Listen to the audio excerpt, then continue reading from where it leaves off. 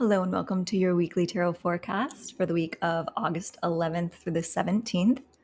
If you're new here, I'm Michelle Shea Walker, and this is your glass half full perspective on the week ahead. And if you are a paid subscriber or if you tipped your reader this week, be sure to stick around until the end to see if you won the personal reading drawing. This is a really bright week, is the best description that I have. And we kick right off at the beginning of the week with that brighter energy. So Monday, August 11th, we have Mercury going direct. And that is happening in the wee morning hours, 2:30 a.m. Central Standard Time in America. So most of Monday will be a Mercury direct moment.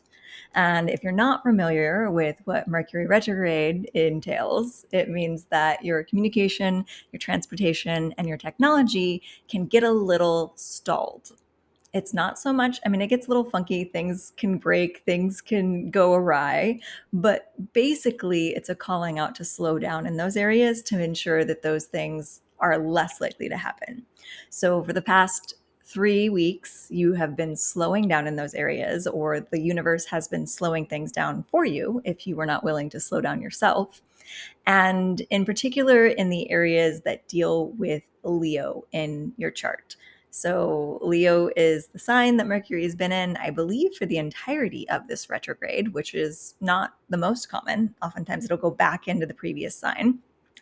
And we are really dealing with whatever house that is in your chart. So if you're new here, I like to deal with whole sign houses. That's not the only way to figure out what houses are in your astrology chart. So you can figure it out different ways if that resonates. But for me and the people that I've read for, I find that whole houses resonate the most. And that means that if you know your birth time, you know, or you can figure out your rising sign. And your rising sign will dictate house number 1. And then because we're dealing with whole sign houses, every sign thereafter is another full house. So if you think of the astrology calendar, going from whatever your rising sign is into the next sign and the next sign and the next sign, you can count from 1 up into whatever Leo is. And then Leo's house number is going to tell you what area of your life Mercury retrograde might have been affecting the most. And again, it's about slowing things down, stalling things a little bit so that we can reevaluate and review. So, for instance, I'm an Aquarius rising. The Mercury retrograde in Leo was in my house of relationships. And so for someone with placements like mine, you might have found that you were kind of going back into your memory bank and reviewing past relationships and reevaluating things and noticing the lessons that you needed to learn before you move forward in that area of your life. So whatever your house is that Leo is in, that is what Mercury retrograde was about. But now it's going direct. So the beautiful thing is if you did the work during Mercury retrograde, and you may not even have known what was going on to be able to do the work, it's something that probably came forward naturally in your life. And if you are committed to growth and healing, then automatically you're going to be doing the work in the areas that are being presented to you. So I trust that you did the work. And now, as Mercury moves direct, you might start to feel a little more forward movement and a little more ease in that area of your life. So there's still what we call a shadow period before and after a retrograde. So things can be still a little bit funky on occasion, but I really find that shadow periods just kind of like a residual energy. Like if you were to clear a bad smell out of a room and you get the bulk of it out, but every once in a while you get like a brief whiff. It's still not as intense as it was before. This is kind of what the shadow period feels like. And it's about a week and a half post retrograde. So there's still maybe a little bit of pause and reflect that'll be happening over the next week, but it's a green light. You can start to move forward in that area of your life with better clarity and hopefully better intentions because you did so much review of whatever's happened in that area for you. So that's Monday's main astrology. Monday's card of the day is beautiful for that energy because it is the 3 of Wands. So the Three of Wands is a beautiful card for manifesting. It's a card of really visualizing your future with deep clarity and trusting and knowing in yourselves that it is coming to you. So it usually depicts, as you see on this card, if you're watching the video version of this, a person on a cliff or a hillside looking out over a body of water. And there's usually, oh, there is in this one too, there's ships coming in.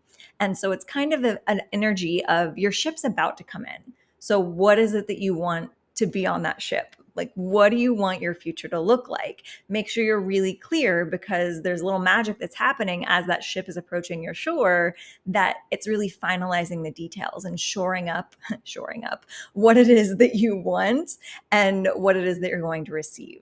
So it's a really good time to let go of your limiting beliefs, to let go of any negative mindsets or fears around whatever it is that you're trying to call into your life. Again, especially regards to whatever Leo is in your house, or just in general, whatever it is that you're trying to call in and feels like it's most calling to you at this time. So get really clear, and get really clear in a way that feels fun. Like, don't be fearful of like calling in the wrong thing. You can fine tune and tweak things with your energy and your intentions and your manifestations along the way, but you do want to make sure that you check the boxes for what it is that you're trying to order. So when it comes to manifestations, I always like to think of it as ordering something online, and you select all the details. If you're ordering a fabric, a color, a size, whatever it is, you check all those boxes and you specify what your personal version of this item is.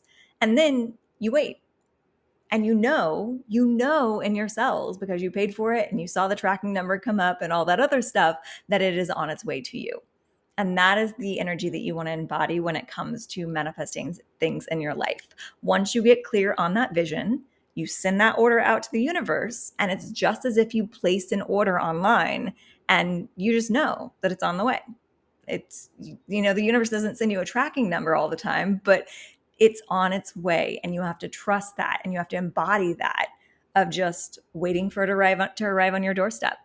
So that's the energy of Monday. We're getting a green light for really getting clear on what we're trying to manifest. Again, if you want to get really specific on what area you're manifesting in, whatever area Leo is ruling in your chart, that's a good place to start. But you can do whatever is calling to you. And you're going to trust that your order has been placed, and you're going to let it come to you. And, in a way that feels easy. Don't go check in the mailbox every single day. Like, you don't place an order online and then go like the next hour and check the mailbox and get all anxious that it's not there. So be patient and sit in a place of knowing and allowing. And that's Monday's message.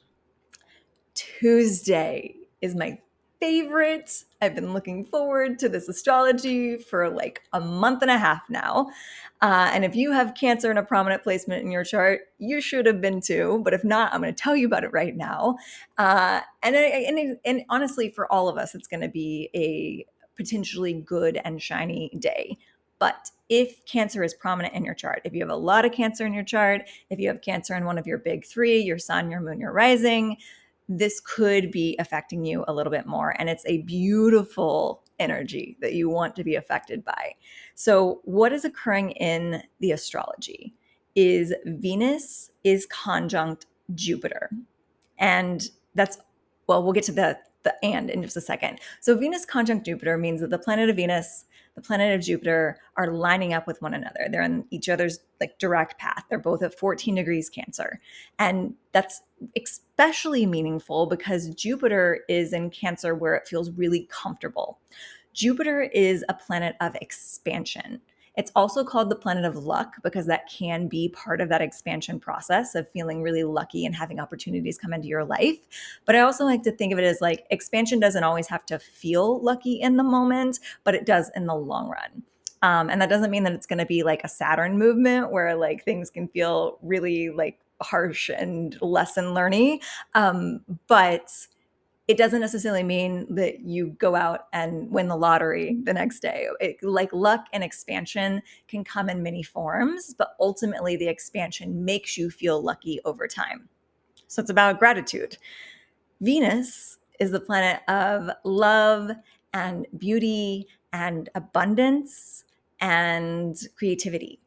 So we have luck lining up with abundance and luxury and love. So if you're trying to manifest anything in the areas of abundance, money, creativity, or love, Jupiter lining directly up with Venus is going to really help with that energy. And Cancer is a really soft, beautiful, romantic, creative energy to have Venus in at this moment. So that already is really lucky. But they just happen to be lining up with the star Sirius.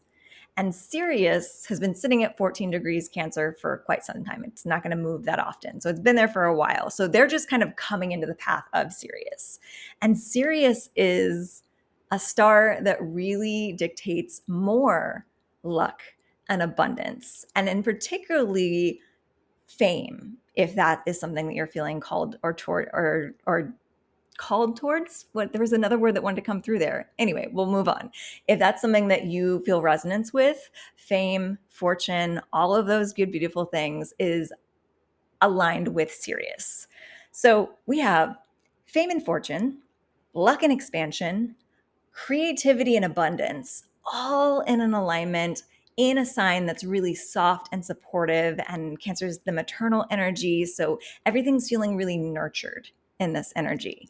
And it's a really, really good day, one, for a gratitude practice. If you do not have a regular gratitude practice, or if you've been feeling a little in a funk and not being as grateful for the things in your life as you could be, this is a good day to reset that energy. And you might find that you just naturally feel like you want to reset that energy. Sometimes we don't even have to know what's going on in the stars for the energy to take us over. But if you want to set an intention for that day, definitely go deep on gratitude. And if you're not familiar with the quote unquote proper way to do gratitude, it's always about connecting to the feeling that the things that you're grateful for give you and going deeper than just a list. Because a lot of times in sort of like surface level manifesting and new age thought patterns, we think that it's just about writing on a list of like almost like a Thanksgiving dinner gratitude list of I'm grateful for my family and I'm grateful for my friends and I'm grateful for this food. And that doesn't really get to the core of what the gratitude practice is supposed to do when it comes to manifesting and aligning your energy with the proper alignment for your future. It's about the feeling.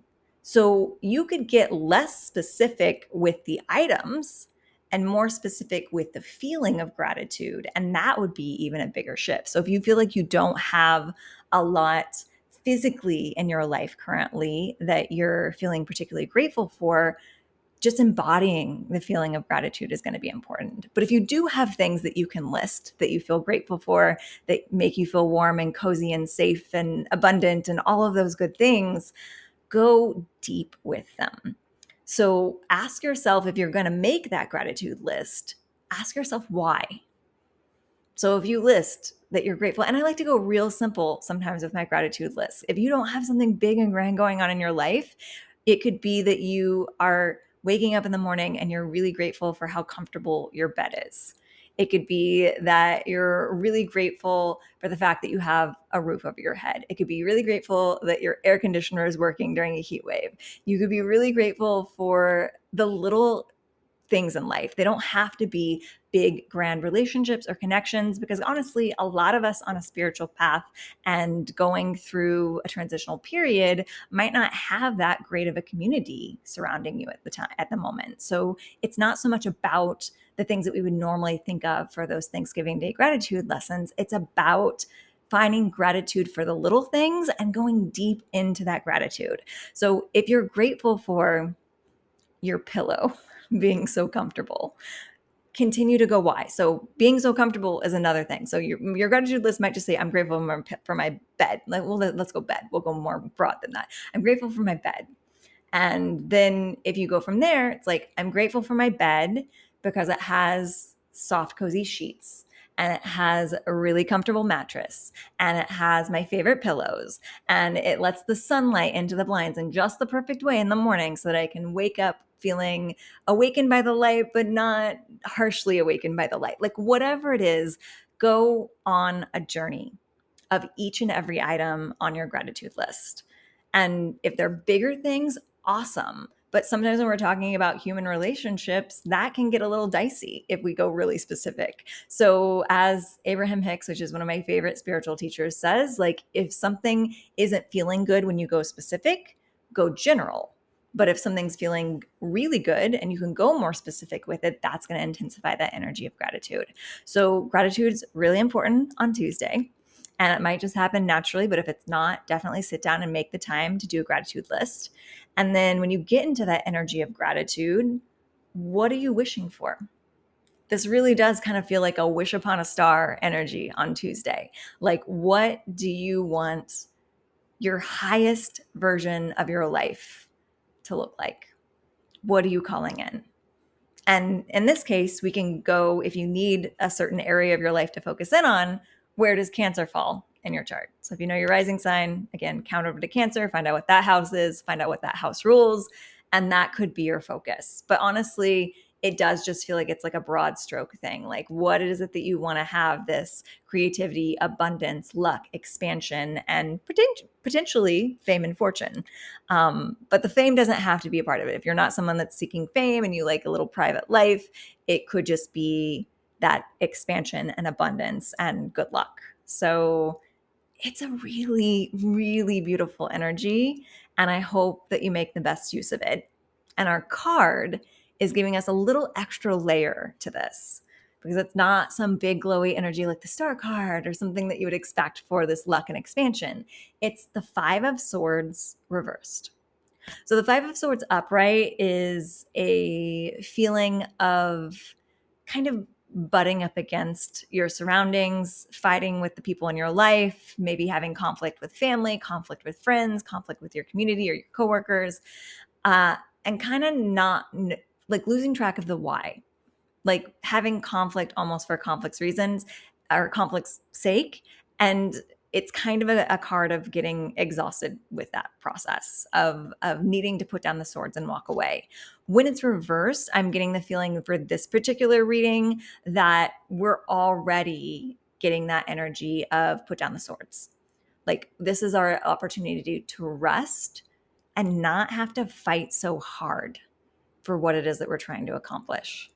So when you think of your manifestations from Monday, when you think of the things you're trying to call into your life during this moment of expansion and good luck, you don't have to fight so hard for it. So this is an energy of letting go of the fight and trusting that your alignment with gratitude and abundance and your good manifestations is what brings it in. Again, you've placed the order. You're just waiting for it to come in. You're waiting for it to be delivered to you, and you don't have to fight along the way to get it there. Now, that doesn't mean that you don't take action. When you are in a place of receptive energy, sometimes you receive an impulse to act on something, but it feels fun. It feels really good and exciting, and it piques your curiosity. It's not about fighting or clawing your way towards something. So this feels like putting down that tendency to need to claw your way to the top or cling to a relationship or cling to your money, and let things flow and be in alignment. Because if you stay in alignment, you call in more abundance. If you're kind of waffling back and forth and constantly in a state of worry, that's what's kind of deflecting that energy. So be in alignment, wait for the curiosity to peak to inspire your action. And it will. If you are in a place of rest, if you've ever been on vacation and you've gotten like tons of great ideas for whatever, for your home, your job, your creativity, it's because you're in this place of rest. And you need to mimic that in your day-to-day life right now, is give yourself that place of rest so that inspiration can strike and it'll feel good, rather than this like sort of like logically trying to make something happen and force the puzzle pieces into place. We're not doing that anymore. We're putting down the swords and we are trusting the intuition. So that is the glowing start of our week. So I want you to take full advantage of Monday and Tuesday's energy. Wednesday, our astrology is Venus trine Lilith. So we've talked about this in previous readings because these two have lined up before. Venus, I like to think of as our palatable, beautiful, society forward energy of the divine feminine, the things that the world kind of appreciates more about the feminine energy, the beauty, the creativity, the receptivity. Lilith is the other side of the coin. And there's not a good or bad here. They're both important. Lilith is sort of the wild woman energy of not giving a fuck what anyone thinks and doing what it is that is right for her in that moment. And they are coming together in a trine, which is really lucky and supportive. So, regardless of your gender or how you identify, we all have divine feminine and divine masculine energy within us. On Wednesday, we're bringing both sides of our divine feminine into union to support one another. The palatable, beautiful, really appealing Venus side and the wilder, more abrasive Lilith side are coming together, and they're creating a balance. And they're allowing us to show up in the world in a way that feels presentable, but also be able to slip in those opinions or thought patterns or sides of ourselves that maybe society deems less appropriate. So it's kind of a sneak attack, but it's an authentic sneak attack because we're not fronting with inauthentic energy that's palatable. We all have a side of ourselves in some way that's palatable to the world. We're just bringing all sides of ourselves forward, and the balance of the two is really helping it to be received in a more favorable light. The card of the day also dictates this sort of energy of balance because it's the Two of Pentacles. So the Two of Pentacles automatically dictates exactly what I just said. We're balancing these two sides of ourselves. But when I kind of glanced over the cards before starting this reading, the phrase that I got when I looked at this card was, you can have it all, just not all at once. And I think that that's part of this sort of like slipping things in a more palatable way. I think that there's an element of bringing both sides forward so that we can be more palatable to the world, and we can kind of start to slide in the more revolutionary ideas. And then we can start to waffle back and forth between those two things. But we have to start with like the balance presentation. And then we can have it all, just not all at once. So sometimes you will be more palatable than others, but we're going to start the presentation balanced, and then we're going to let the pendulum swing back and forth, or the scales balance in the way that they're supposed to be given the current circumstance. And by that, I mean that sometimes you are supposed to be, and I mean, especially if someone who identifies as a female in gender, the world tends to want us to be very palatable. And so there is this energy of, we're going to start with a little bit of palatable, a little bit of wild woman, and then there are going to be times that we're called to be full wild woman and really have to go with that. I don't care what you think. I'm going to give you my truth. But because we've come in like sort of under the wire with both of them, it's easier to digest for people. That's what I'm getting. But again, not in an authentic way. You have both sides, bring them both forward. And then if you need to go a little more one or the other when it feels the most appropriate, do so. Because you can have it all, just not all at once. So you can't go forward immediately with your strong opinions, but there will be a time and a place that you do pull those out in full force. Okay, that's Wednesday.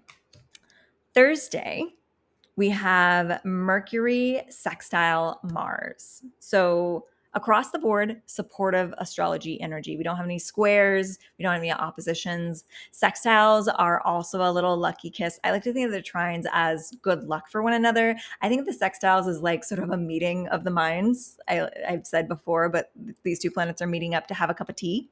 And Mercury is our planet of communication that just went direct.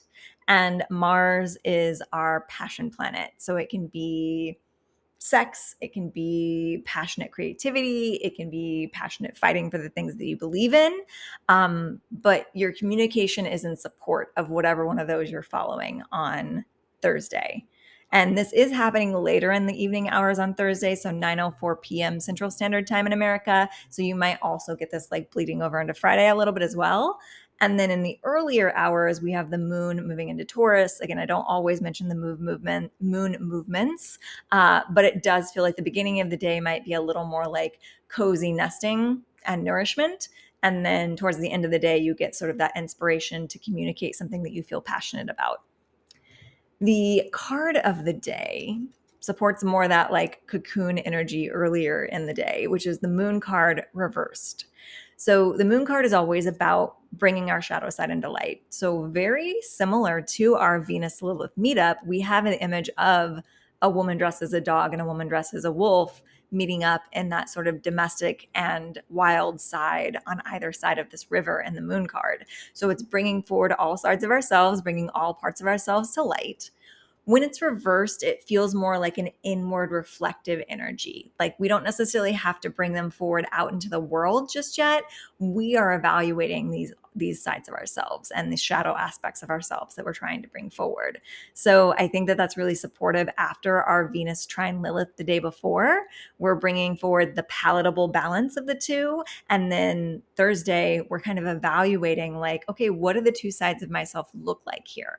What does my wild side look like? What does my domesticated side look like? Are there any parts of either of these that aren't feeling authentic to me that I can let go? And are there parts of them that I want to bring forward in a deeper, richer existence? And so that could be that Two of Pentacles card that we had the day before, where I was saying there will be a time and a place to bring that wild side full force forward. This evaluation on the day after that is going to be part of that process. You're going to be like, okay, cool. Yeah, this wild side of myself really does have something to say right now. And we're going to say it. And then when Mercury sextiles Mars in the evening hours, you might start to feel the impulse to speak on it a little bit more. Moving into Friday, quiet astrology. Our card is the Queen of Wands, but she's reversed. So I have two interpretations for this card that both came forward. So I get the feeling that some of the audience is going to resonate with one interpretation, some are going to resonate with another one, and some might be a little blend of both. The first thing that I got was that we're in our passion. We're really in that like sacral chakra. Let's get passionate energy, whether it be sensuality or creativity. But again, like the day before, we're kind of keeping it to ourselves for now. So this kind of feels like these Thursday, Friday energy kind of feels like we are bringing something forward and getting clarity on what we're creating and what we're feeling passionate about, what our causes are, what our next steps are. But we don't need to announce it to the outside world. We're letting it stew, and like it's almost like we're building a fire and we're letting the embers grow into flames, and we're building more and more energy into that passion before we open the doors for everyone else to come and warm themselves by this fire. Like right now, as we're building the flame, we're kind of protecting it a little bit. We're letting it be just for us and getting really deep clarity on what it is that we're creating and what we're feeling passionate about before someone else comes in and has the potential to try and stuff it out. Like we want to make sure that by the time we invite the world in on this passion, that fire is roaring so big that no one's going to be able to blow it out. Like it's your baby. You're going to nourish it for a little bit. And then when it feels strong enough to withstand any naysayers or any outside world opinions, then we let the outside world in on it. The other thing that I got is a little softer interpretation of this card is there could be a feminine presenting energy, whatever that means to you, that's being a little bit dishonest on Friday. So the Queen of Wands can be sort of a, what do I want to say, like phony energy. There's a better word that I'm not coming forward because Mercury is still retrograde at the time that I'm recording this. But it's and like an imposter energy, but not like a false imposter, not like imposter syndrome where you're like, oh, you actually are that thing. It's kind of like someone's presenting a version of themselves that's not fully authentic. It's so if this is an outside energy, it's almost like they're coming forward to be a mirror back to you for what you don't want to do with all of this divine, feminine, wild woman, and domestic woman combinations within yourself. It feels like there's someone here that maybe has less than virtuous intentions in some sort of connection or relationship that you might be privy to or involved in.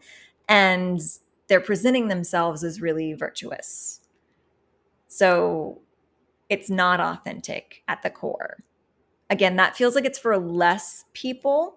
And it could be about you if that resonates. And that could be part of this editing process that you're going through, that you've been presenting something to the world that's not truly authentic because you're hiding that wild version of yourself. But for some people, I feel like it is like sort of an external energy that you're just making sure that you have shored up boundaries around, that you're not getting tricked into some sort of intimate scenario. And I get the feeling that most people watching are really good at reading people's energy, even if you don't know you are. Like if this is a person in your life, they already feel a little off and you can't quite figure out why, because they probably look really shiny to the outside world. And you're like, why don't I like them? And just trust that you are supposed to keep a little bit of a boundary up. Again, we don't do a good and evil perspective on any of these energies. But we do keep our boundaries and protections in place for people that might not be aware that their intentions aren't that true, because it probably isn't an energy that they're trying to be malicious, but they just aren't realizing that they're a little shady. So that's Friday. Saturday, we have Venus trine the North Node. So our creativity, beauty, abundance is having a little lucky alignment with our life's purpose, our karma in this lifetime, the true north in our life. They are both, let's see, the North Node is in, look back at my notes, look back a little further. It's in Pisces, I believe. I don't think it's changed signs since then. And then Venus is in Cancer, as I mentioned. And that's a water trine. So emotions are key in directing your path.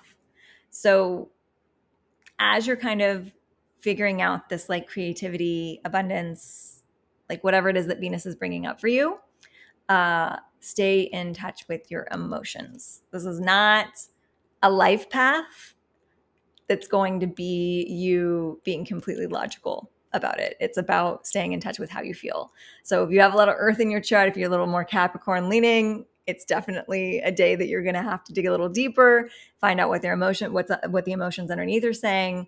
And it's at 1:57 p.m. in the afternoon and Central Standard Time. We also have the moon moving into Gemini a few hours before that. So communication gets a little bit easier. If you have a moon in Gemini, you might find that it's easier for you to communicate things while that's happening. Same for any of the moon movements. I have a new working theory based on a couple of client conversations that when the moon is in your sign, it's easier for you to communicate your emotions. As a Pisces moon, it's pretty much easy for me to communicate my emotions almost anytime. So it's hard for me to judge. So please let me know if you start to notice the transitions of the moons and you notice that you're more likely to kind of like spill your feelings out onto the table when the moon is in your sign. Please comment below. Let me confirm that theory. You're my guinea pigs. So that is Saturday's astrology. Saturday's card is the Fool card reversed. So the Fool card is the start of a journey. You're coming into this place of beautiful, fresh start energy, but almost that's a little bit naive because you don't know what's going to happen, but in a beautiful way because you're kind of excited about not knowing what's going to happen. When it's reversed, one way that I interpret the reverse is that it's an internal fresh start, which I think is absolutely accurate for everything that we're dealing with this week and sort of like re-identifying ourselves. And like there is a sun on this card, and the sun usually represents our sense of self, our identity. So this is kind of a fresh start internally with how we're identifying ourselves. And then I also get that it could be a little bit of a fresh start that feels like it's repeating something, but it's not.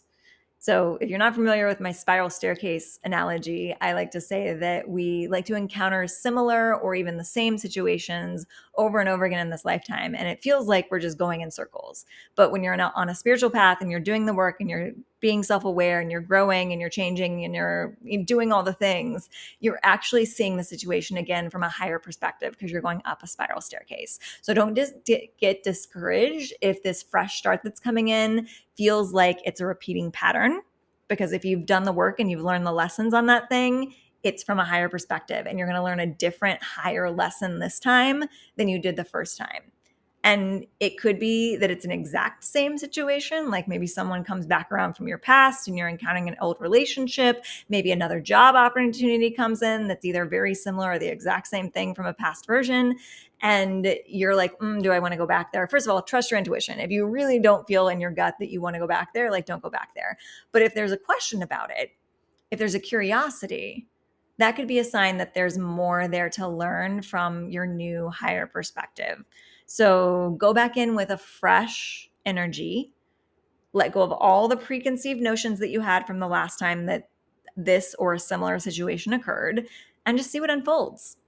And oftentimes it's that it ends up being something different than it was the first time around. And that doesn't necessarily mean, because I feel like someone watching is thinking, oh, well, this relationship's going to come back around and it didn't work out the first time as a romance, but it's going to work out this time. That's not always what it means. Sometimes it's that a relationship comes back around, you stay open to whatever the lesson is, and you realize that in actuality, you're not supposed to be in a romantic relationship with this person. You're supposed to be friends. Or maybe if they are toxic, you can see from a higher perspective just how toxic they are, and you're ready to release that energy. So stay open across the board. Stay open in what you expect it to look like. Stay open in what you expect to learn, and stay open as to what the end game is what I'm getting from this card. On Sunday, August 17th, quieter on the astrology, so we're going to go with the card, which is the Knight of Cups. This actually does resonate with a storyline that someone could be having a relationship come into play that feels either the same person or similar to a past energy. And it is coming in a little funky, not in a way that you need to put up all the boundaries, because again, we just had the Fool card. It was telling us to be open and get curious. But the Knight of Cups coming in upright is an offer of love. Coming in reversed, it could be someone that's secretly offering love that's like not letting that on to begin with, or like trying to like be a little more casual about it than they actually feel. Or it could be that they're offering love from a place that they're not ready to offer it, that they're in another relationship, or they aren't emotionally healed and they think they want to offer you love, but they're not actually self-aware enough to realize that they're not ready. And that's not for everyone, but that is something that did feel like it needed to be said. Again, Fool card reverse, stay open. Let it play out, but let it play out without any expectations, good or bad, of what's going to happen.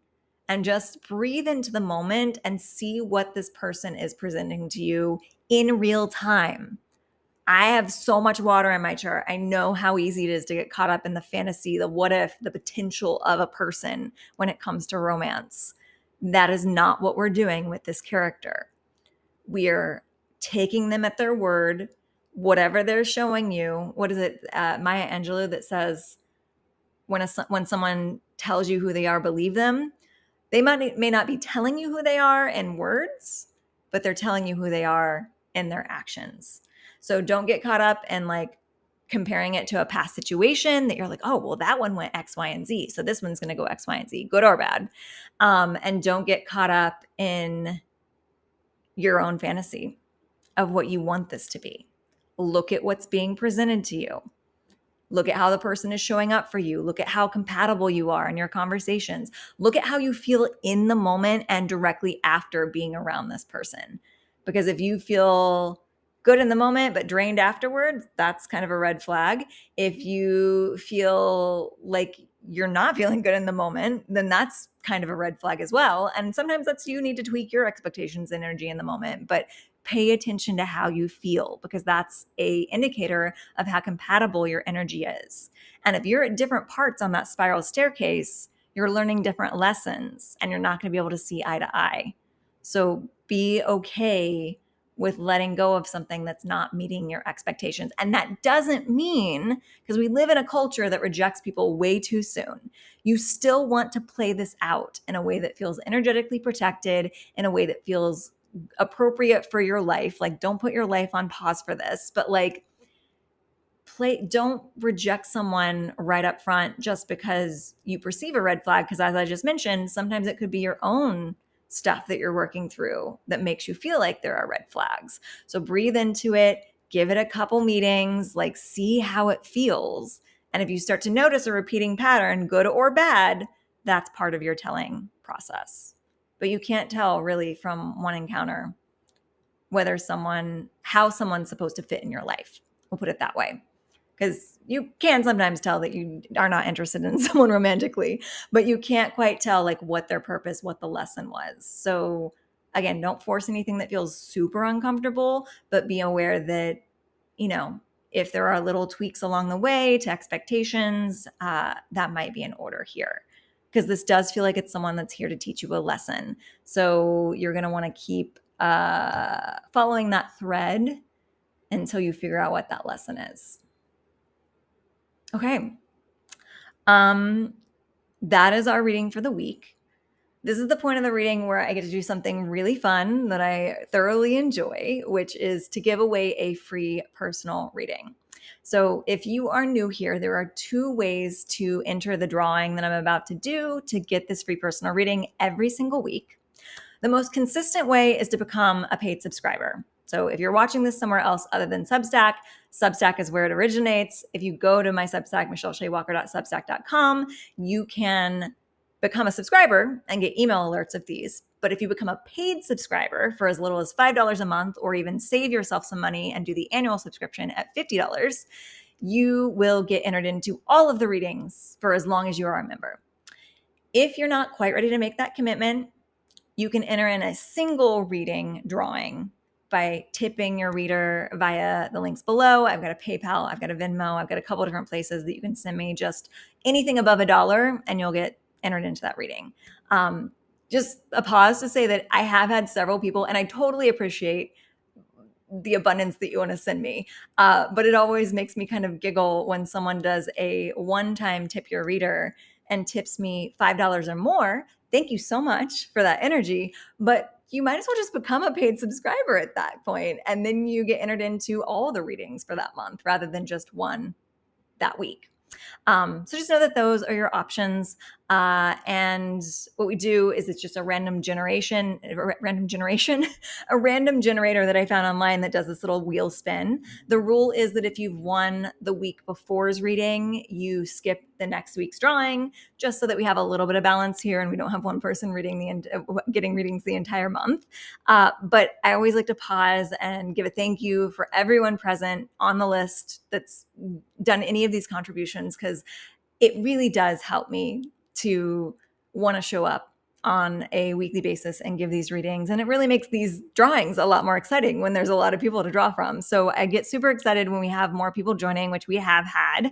So I want to thank those people. First up, we have last week's reader, which was Caitlin.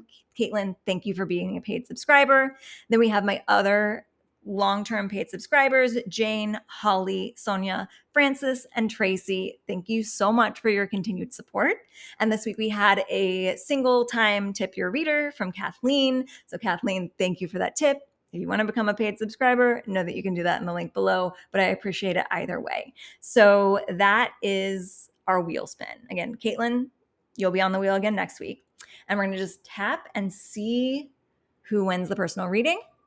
And if you are feeling called to stick around, sometimes someone's personal reading has something to tell you. So feel free to stick around if it calls to you. Francis, you are just on a winning streak with these readings. I feel like it's like every third week Francis gets a reading. So congratulations, Francis. And again, even if you're not Francis, if you feel called to stick around, there's usually some nugget of wisdom that's waiting for you. And that's why your intuition is telling you to stay here. And we're just going to shuffle up the cards and we're going to figure out a little past, present, future energy. I let the cards dictate what the topic of the reading is going to be. So let's just see what energy, advice, what type of reading Francis needs this week. Oops, sorry for bumping the microphone. All right, we got 1, 2, and let's see if we'll get another jumper. Oh, we got 2 jumpers. I'm going to take both. Ooh, this is a good reminder. If you're sticking around from the general reading, I did what I mentioned. Underneath the deck from our weekly reading is one of the cards that just fell out, which is the Ace of Cups. So it is a good week for love and creativity because this is like fresh starts, new beginnings, and love and creativity. Spoiler alert, it's coming up later in this reading as well, but I did want to mention that. So, Francis, we've got a past, present, future with a bonus card for you. Your recent past is coming in with the 5 of Pentacles. So there is an energy of a little bit of money stress that's coming forward with this card. It's a card of feeling like you don't know how there's ever going to be enough kind of energy. And just basically worrying about money. The message behind the imagery, though, I'm getting some shifts happening in like the throat and heart chakra here. So let me take a sip of the tea here. The message behind the image on this card, there's 2 people out in the cold, bundled up against the elements. Behind them, there's a window with 5 pentacles. The sort of like storyline behind this is like there's shelter for them in the building behind them that they're not noticing. So this is a card that's saying that you could do well with a gratitude practice around your abundance, because ultimately, and I say this for anyone that has any like right hip issues when they come to my yoga class, because as an energy healer, I know that the hips are our feelings of support. Right hip is usually your feelings of financial support. So if you ever have any sort of like finickiness with your right hip, that could be an indicator that you need to be more grateful for the financial support that is in your life, because we'd all like to have more abundance across the board. I feel like no matter what your finances look like, we would all like to have more abundance for one reason or another. But we also all have something that we can be grateful for in terms of what our finances provide for us, even at the lowest end of things. Like if you have some food in your fridge, if you have a roof over your head, if you are able to, purchase yourself even one little treat like every 6 months, like whatever it is, like what is your abundance, your finances already providing for you? Go deep on the gratitude for those things. Like do that list where I'm like, list the thing, but then also ask, why are you grateful for that? Like, how does it make you feel to have that in your life? And that is going to help to shift this energy towards opening for more abundance. Because if we're constantly focusing on the lack, we attract more feelings of lack. If we focus on the feelings of abundance, we attract more feelings of abundance. So this is the recent past. You might have already started that practice already, but that's just what's been going on. The present card is the Devil. So the Devil card is an energy essentially of addiction of some kind. It can be addiction to a substance, it can be addiction to a relationship, or it can even be an addiction to a habit or a way of being. So ultimately, all of these things are an addiction to a habitual way of being, because even if you are addicted to a substance or a person, it's because you're addicted to whatever patterns you've established with them. So I like to talk about this as an addiction, an addictive pattern that is maybe not the best for your energy that we're trying to break. And this could be as simple as your addictive pattern is focusing on lack rather than abundance. And if we just tweak the energy, we can release you from those chains. Because the message behind the Devil card, if you're watching this on video, is that the 2 individuals in front of the Devil are wearing chains around their neck, but the chains are really loose. So they don't realize in the moment of the addiction that they just have to take the chain off their neck and walk away. And sometimes it feels more comfortable there because it's what's known. So you have to be brave enough to take the chain off your neck and walk towards something that's different, a different way of behaving, a different way of looking at things, a different way of structuring your day-to-day life that keeps you away from these toxic patterns. So that's the present moment. So I want to like hold some space for you there, sending you a little energetic hug, because I respect and honor, even on the lesser degree, if it's not like a big mean, like the things we think of for like addiction being toxic relationships or like toxic substances, even on the lower end, the devil card and that addictive pattern really can have a hold on you. I can tell you that I personally have been struggling with this energy around social media for quite some time. And I'm still refining my relationship there. I've made some big strides, but that was how I would kind of tap out of actually moving my life forward, is getting stuck on the scroll. So that could be what it is. It could be something as small as that is creating this pattern of feeling stuck. The good news is the future looks bright. So the first card for your future pull is the Chariot card. And the Chariot is so much power in your corner. You hold all the power here, and you hold all the power in the Devil card as well. But you have to recognize that power and that strength to be able to take the chain off your neck and walk away. In the very near future, you're going to recognize that power, and you're going to not only take the chain off your neck and walk away, but find a motor in your engine that's going to propel you forward at a quicker pace. So there is this arc that's happening in this reading of being a little stressed about finances, maybe having this addictive pattern contribute to a little bit of that stress, or at least the lack of momentum forward that you're feeling, to the ultimate card of momentum forward, because the Chariot is driving you towards your goals.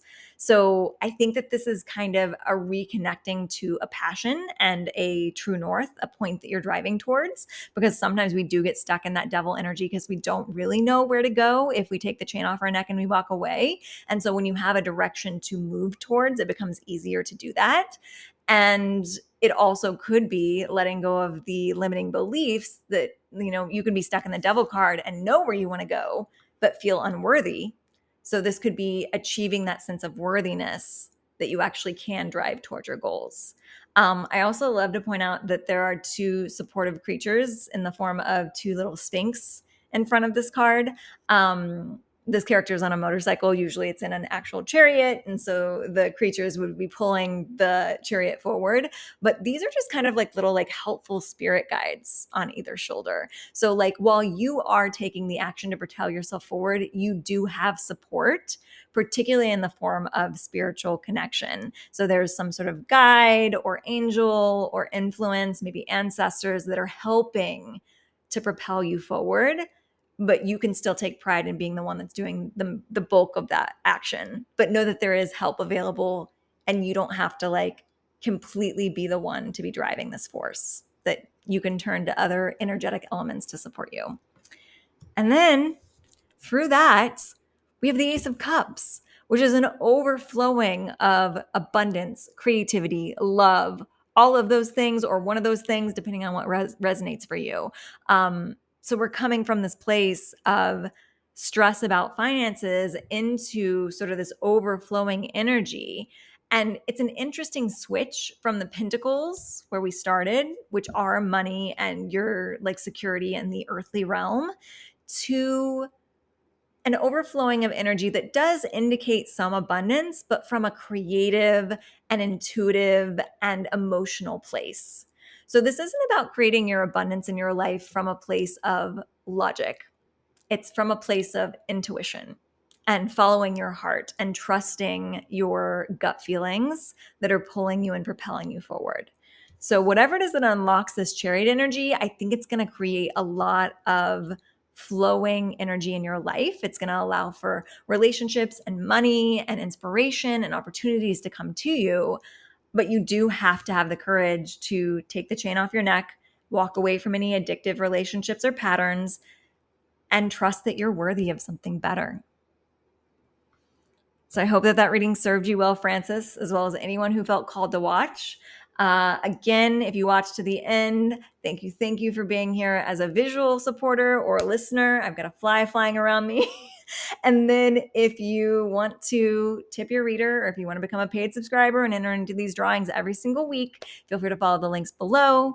And I guess that's it for today. So thank you for being here. Have a lovely, magical, illuminating week.